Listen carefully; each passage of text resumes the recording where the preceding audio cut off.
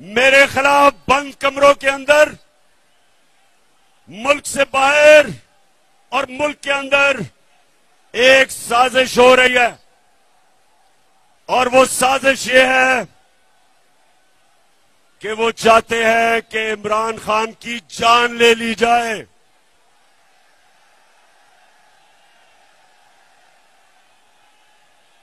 سن لے ذرا، یہ سازش کا مجھے پہلے پتا تھا، اور مجھے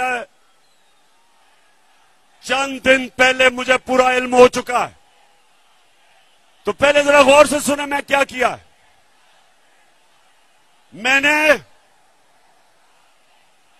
نوجوانوں، میں نے ایک ویڈیو ریکارڈ کروائی ہے۔ میں نے یہ ویڈیو ریکارڈ کروا کے ایک محفوظ جگہ پہ رکھ دی ہے کہ اگر مجھے کچھ ہوگا یہ ویڈیو ساری قوم کے سامنے آئے گی، اور اس ویڈیو میں نے پچھلی گرمیوں سے جو یہ میرے خلاف سازش ہوئی، جو اس سازش میں ملوث ہے، میں نے ایک ایک کا نام لیا اس ویڈیو میں۔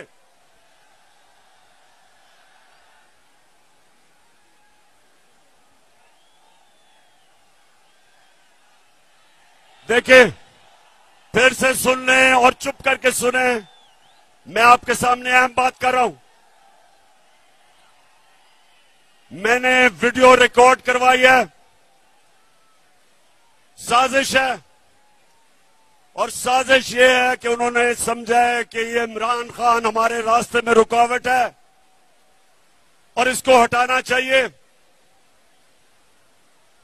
مجھے مارنے کی سازش ہے، اور اس لیے میں نے یہ ویڈیو ریکارڈ کروائی ہے، کیونکہ میں تو اس کو جہاد سمجھتا ہوں، میں تو سیاست نہیں سمجھتا، میں تو اپنے اللہ کے لیے لڑ رہا ہوں۔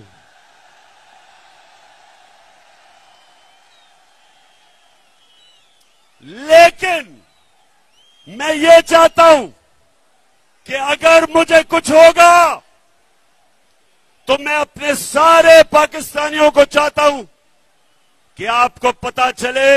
کہ کون کون اس سازش میں ملوث تھا، باہر بیٹھ کے کون اس سازش کا کردار تھا، اور میرے ملک میں بیٹھ کے کس کس نے سازش کی۔ ان میں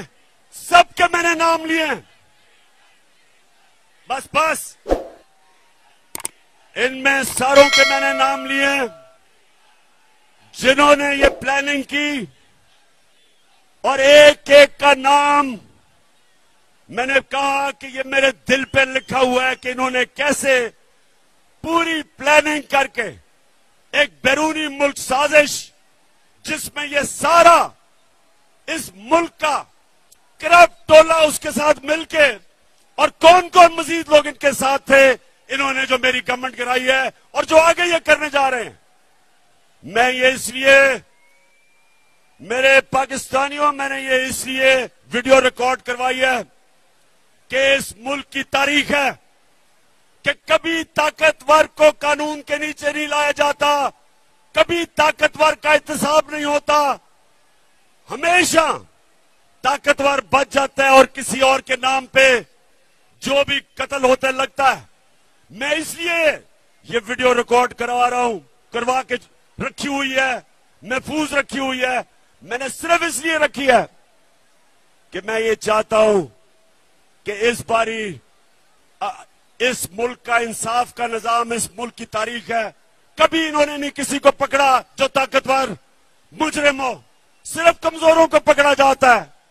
اس لیے یہ لیاقت علی خان کے زمانے سے لے کے اب تک کوئی طاقتور مجرم نہیں پکڑا گیا۔ اس لیے میں چاہتا ہوں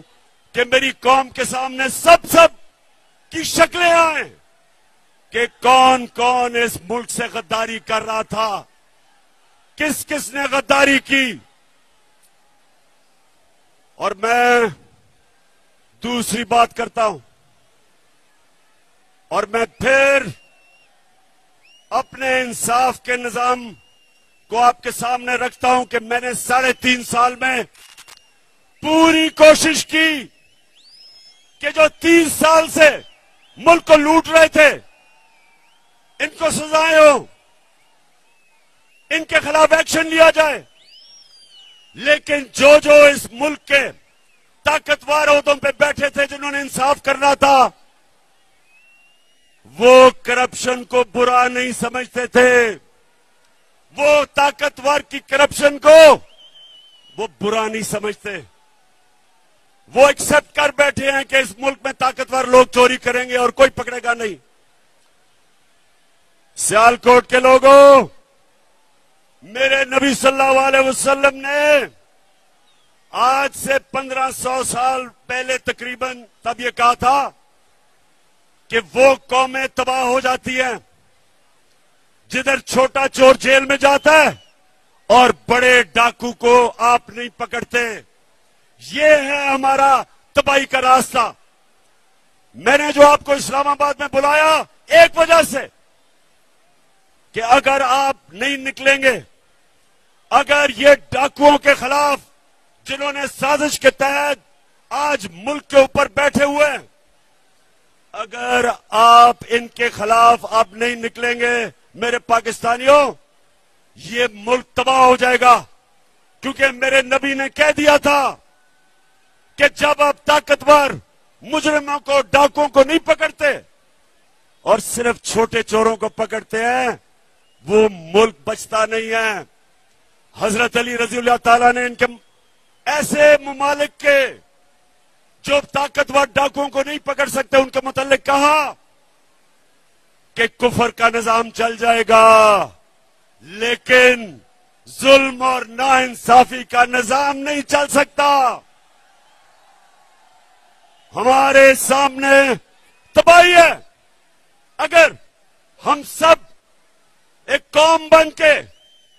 نہیں نکلے اور اگر ہم نے ان کے خلاف جہاد نہ کی،